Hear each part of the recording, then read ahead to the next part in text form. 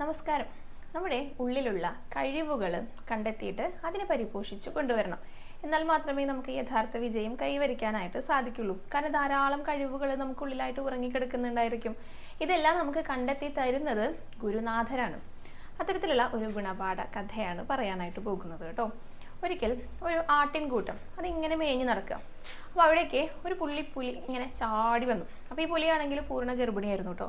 അങ്ങനെ ഈ ആട്ടിൻകുട്ടികളെല്ലാം ഓടാനായിട്ട് തുടങ്ങി. അപ്പോൾ അതുവഴി ഒരു വേടൻ വന്നു. അപ്പോൾ ഈ പുലി ഇങ്ങനെ ആക്രമിക്കാനായിട്ട് നിൽക്കുന്നത് കണ്ടപ്പോൾ ഈ വേടൻ തൻ്റെ കയ്യിലുള്ള അമ്പും വില്ലും എടുത്തിട്ട് ഈ പുലിക്ക് നേരെ അമ്പ് ചെയ്തു.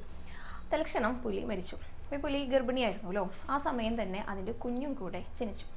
അപ്പോൾ ഇതിൻ്റെ അമ്മ മരിച്ചുപോയി. അപ്പോൾ ഈ കുട്ടിയാണെങ്കിലോ കണ്ട് വളരുന്നത് ഈ ആട്ടിൻകൂട്ടത്തെയാണ്. അപ്പോൾ എന്തായി? അവരുടെ കൂടെയായി ജീവിതം. അവർ നടക്കുന്ന പോലെ നടക്കുന്നു, ചാടുന്ന പോലെ ഓടുന്ന പോലെ, അവർ ഭക്ഷണം കഴിക്കുന്ന പോലെ പുല്ല് കഴിക്കണം, പിന്നെ അവർ കരയുന്ന പോലെ ബേ ബേ എന്ന് പറഞ്ഞിട്ട് കരയുകയും ചെയ്യണം. അപ്പോൾ ശരിക്കും ഒരു ആട്ടിൻകുട്ടി എങ്ങനെയാണോ അതേപോലെയാണ് ഈ പുലിക്കുട്ടി വളർന്നത്. കുറേ ദിവസങ്ങളൊക്കെ കഴിഞ്ഞു. വേറൊരു പുലി പിന്നെയും ഈ ആട്ടിൻകൂട്ടങ്ങൾ ഇങ്ങനെ നിൽക്കുന്ന സമയത്ത് അതിനെ ആക്രമിക്കാനായിട്ട് അതിനെ പിടിച്ചു കൊണ്ടുപോകാനായിട്ട് വന്നു. അപ്പോഴാണ് ഈ പുലി ശ്രദ്ധിച്ചത് ആ കൂട്ടത്തിലെ ഒരു കുഞ്ഞു പുലിക്കുട്ടി കൂടിയുണ്ട്. അപ്പോൾ അത് കണ്ടപ്പോൾ നല്ല കൗതുകമായി. എന്താ ഇവൻ ഇവിടെ അല്ലല്ലോ കളിക്കേണ്ടത്, ആദ്യം ഇവനെ തന്നെ പിടിക്കാം എന്ന് വിചാരിച്ചിട്ട് ഓടിപ്പിച്ചു. ആട്ടിൻകുട്ടികളൊക്കെ ഓടിപ്പോയി. ഈ പുലിക്കുട്ടിയും ഇതേപോലെ തന്നെ ബേ എന്ന് പറഞ്ഞിട്ടാണ് ഓടിപ്പോണേ. അതിനെ പോയിട്ട് അങ്ങനെ പിടിച്ചു കൊണ്ടുവന്നു. അപ്പോൾ ഇത് കരയണൊക്കെ ഉണ്ട്, പെടഞ്ഞിട്ട് കരയണുണ്ട്.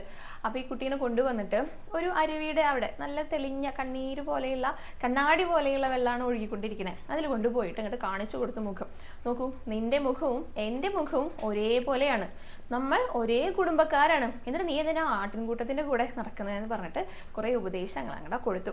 അപ്പോഴാണ് ഈ പുലിക്കുട്ടിക്ക് മനസ്സിലായത് താൻ ഒരു ആട്ടിൻകുട്ടിയല്ല, താൻ ഒരു പുലിക്കുട്ടിയാണ് എന്ന് മനസ്സിലായത്. അങ്ങനെ ആ പുലിയുടെ കൂടെ ചേർന്നു. അതിന് ചെറുതായിട്ട് മാംസാഹാരങ്ങളൊക്കെ കൊടുത്തപ്പോൾ ആദ്യം അതിന് കഴിക്കാൻ പറ്റിയില്ല. പിന്നെ അതിൻ്റെ രുചി അറിഞ്ഞിട്ട് അത് കഴിക്കാനായിട്ട് തുടങ്ങി. അങ്ങനെ ശരിക്കും ഒരു പുലിക്കുട്ടിയായിട്ട് അത് മാറി.